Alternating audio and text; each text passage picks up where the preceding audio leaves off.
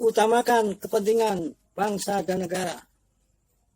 Masalah bangsa jangan main-main.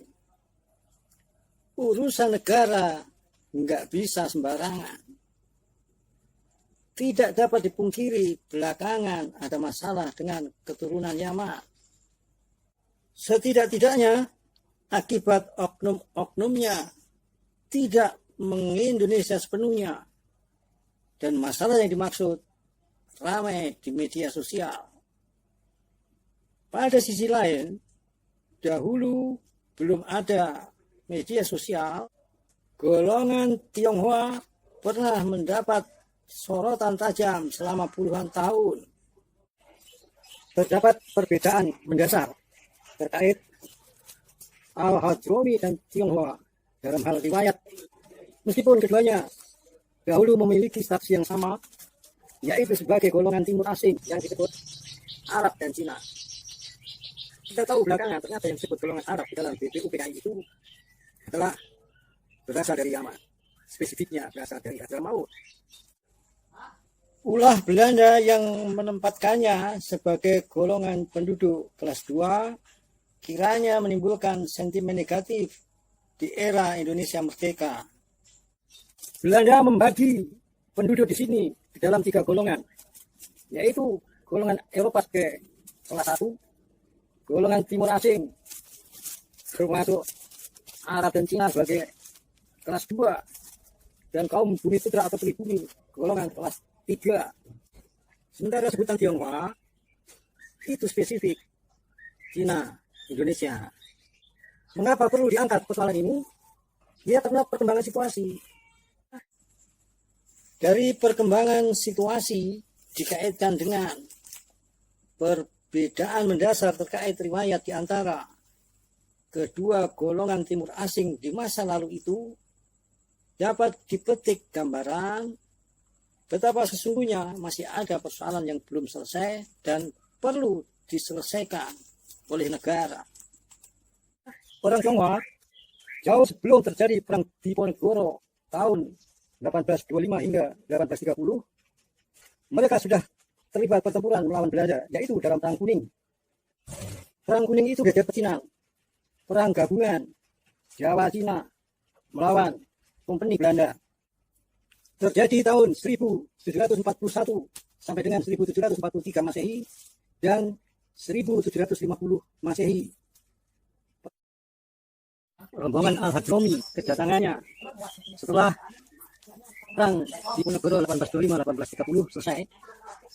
Rombongan bergelombang berlangsung hingga awal abad ke-20. Tidak memiliki riwayat berperang melawan Belanda. Di era Indonesia merdeka, orang Tionghoa pernah mengalami penyaringan yang sangat ketat untuk menjadi warga negara Indonesia yang dapat dijamin nasionalisme patriotismenya.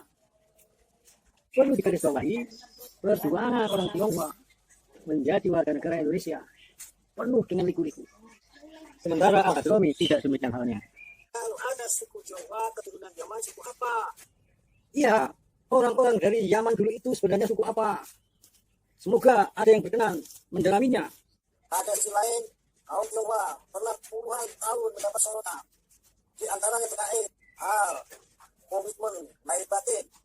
Pada waktu itu, adanya orang asing menimbulkan keributan. Di antara mereka ada yang pro NTC, ada yang pro Taiwan. Padahal ada yang berkomitmen dengan Republik Indonesia. Yang pro LSC pulang ke Tiongkok, yang pro Taiwan tak bisa mana-mana. Mereka yang pro Taiwan itu di sini papers tanpa kewarganegaraan. Pernah ada atlet mewakili Indonesia dalam kejuaraan tingkat dunia, tetapi tidak punya kewarganegaraan. Bayangkan pernah ada atlet tingkat dunia mewakili Indonesia, tapi pada waktu itu tidak memiliki kewarganegaraan. Atlet dunia tentu bisa mendapatkan dukungan dengan relatif tak bermasalah. Tetapi bagaimana dengan orang-orang biasa? Kemungkinan besar banyak masalah kemanusiaan yang harus dideritanya.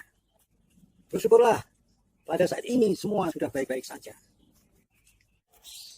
Ya, hal-hal yang tidak mengenakan tadi berakhir setelah reformasi 1998.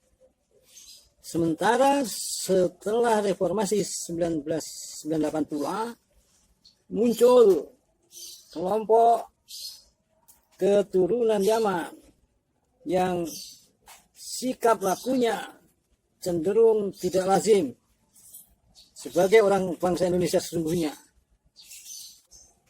Riwayat itu penting di mana di era Indonesia merdeka, golongan asal Hadramaut Yaman yang rombongan kedatangannya dibawa oleh Belanda justru memperoleh keberuntungan tanpa penyeleksian.